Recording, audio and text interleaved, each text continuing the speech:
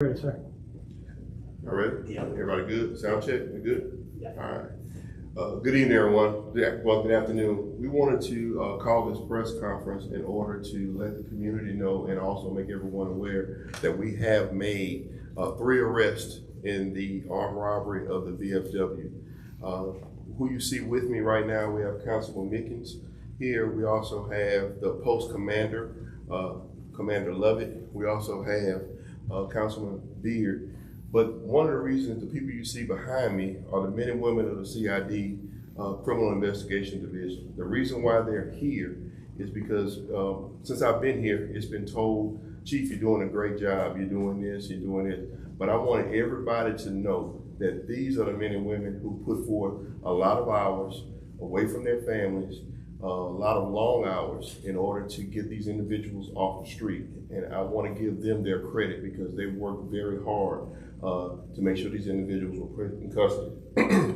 We all know on the 12th that we received a call at the VFW in reference to an armed robbery. Officers arrived, but the suspect had already fled the scene in unknown direction of travel. Our CID and a patrol division immediately canvassed the area, and they started looking for suspects, and they started getting information from cameras as well as just knocking on doors, talking to people. Did anybody see anything that was out of the ordinary? Did they hear anything out of the ordinary?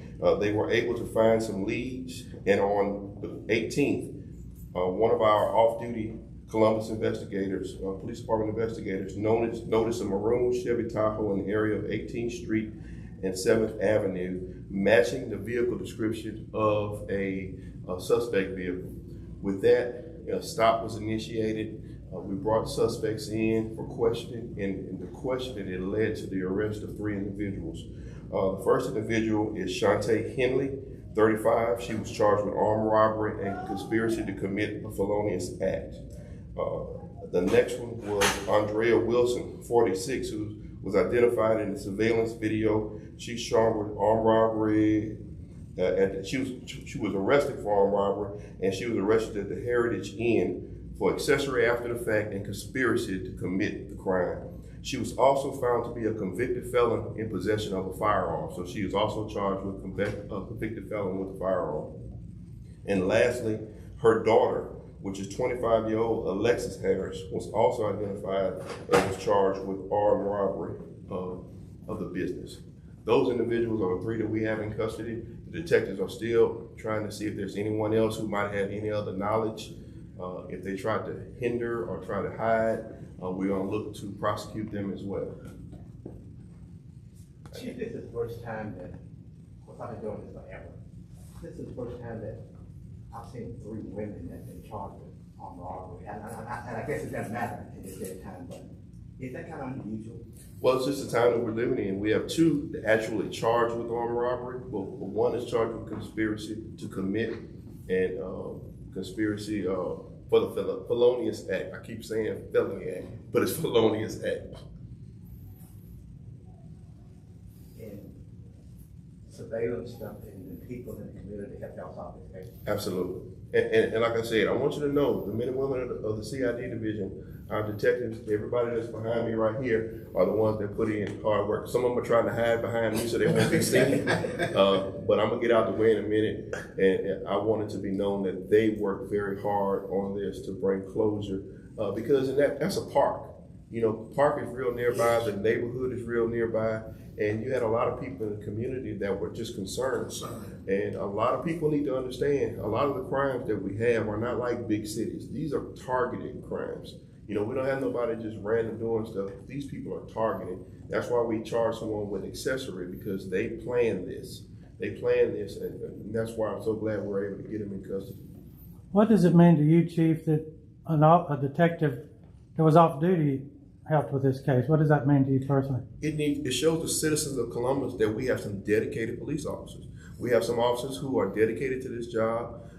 That's why when in the past, when the board recently gave the police officers a raise, you know, because they knew the value of what we have, and you know, and they're in the process now of getting us the equipment that we need, because The dedication is fine, but we need equipment and we need other training. And right now they're supporting us. But when they see that we have the support of the board, the mayor, council, and the citizens, it's more energy. You know, it increases morale to know and get you out there to do the job. You know, these men and women, when a violent crime takes place, I mean, they struck a 60-something-year-old lady in the head with a pistol.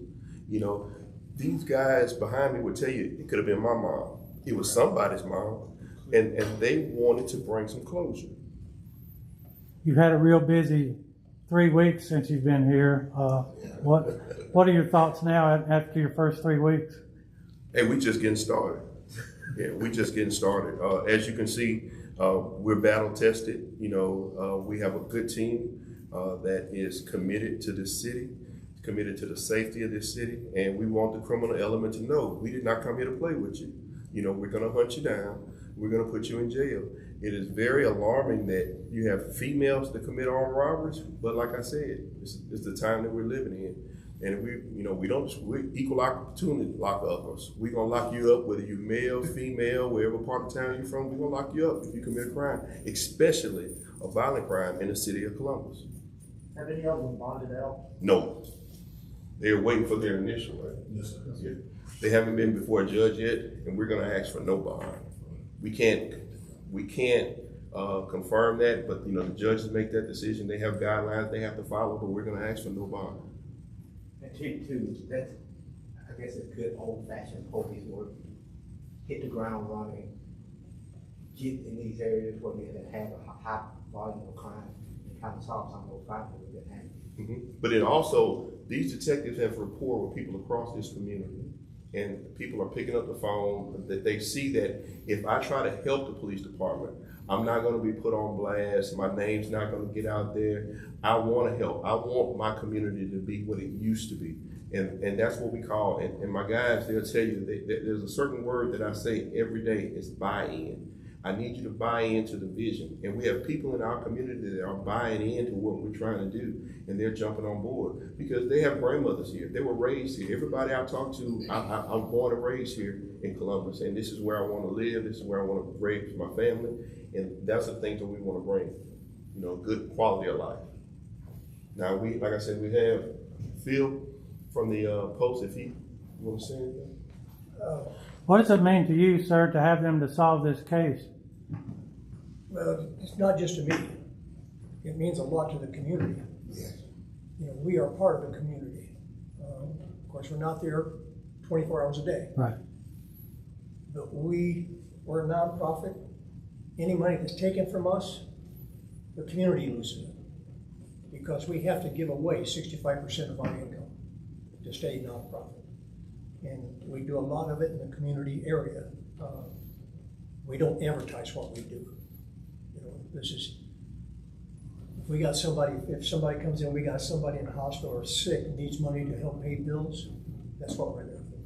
I read a comment on Facebook from a member of your Post that was very complimentary of the police department response and everything. Tell us a little bit about that.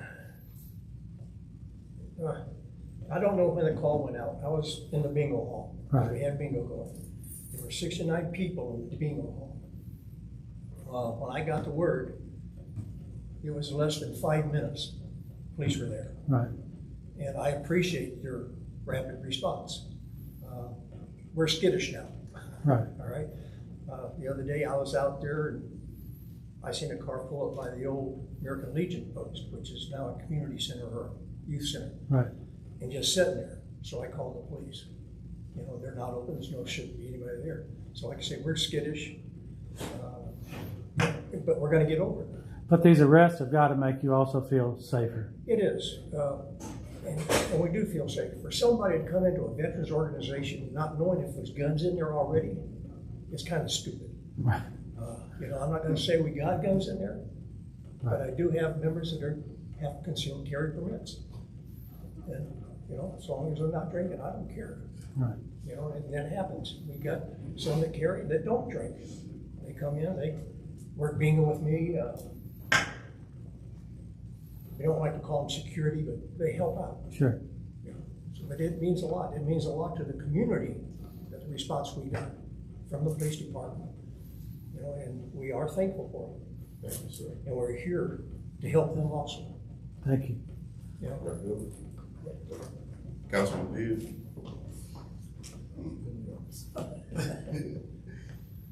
I just want to add that, having speaking with to the chief of police and the CID, entire Columbus Police Department, we did right this time in Columbus. We got somebody that's actually wanting to do the job, they're gonna do the job, and gonna do it right. So I think we did right, Columbus. Good job, though. Good. All right. Any other questions? Chief, one last question. Yes, sir.